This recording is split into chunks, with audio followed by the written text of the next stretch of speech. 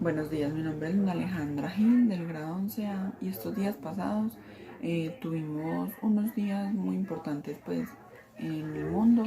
que son motivo de celebración esta semana. El 21 de marzo celebramos el Día Internacional de los Bosques, eh, que con este día pues se busca generar conciencia y generar acciones en la mente de las personas que pues nos ayuden a cada día preservar más el ambiente. Esto se hace desde el 21 de marzo del 2013, que la ONU tomó la decisión de seguir celebrando todos los años este, este día tan importante con un tema diferente cada año. La frase de este año, por ejemplo, es restauración forestal, recuperación, un camino a la recuperación y el bienestar, que nos invita a generar acciones de cambio como plantar arbolitos y plantas pequeñas y pues en la medida de lo posible, si se puede, pues uno grande que genere más impacto, pues mucho mejor. Que mejoremos todos los días la crisis del ambiente, que no contaminemos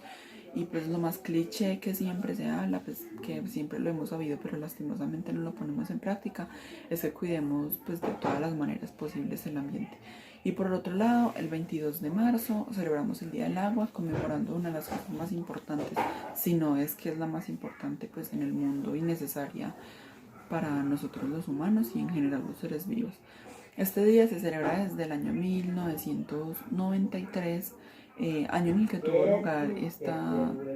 conferencia donde pues se tomó esta decisión por parte de las Naciones Unidas sobre el medio ambiente y el desarrollo de Río de Janeiro, invitándonos cada día a que pues nos acordemos que este líquido es muy esencial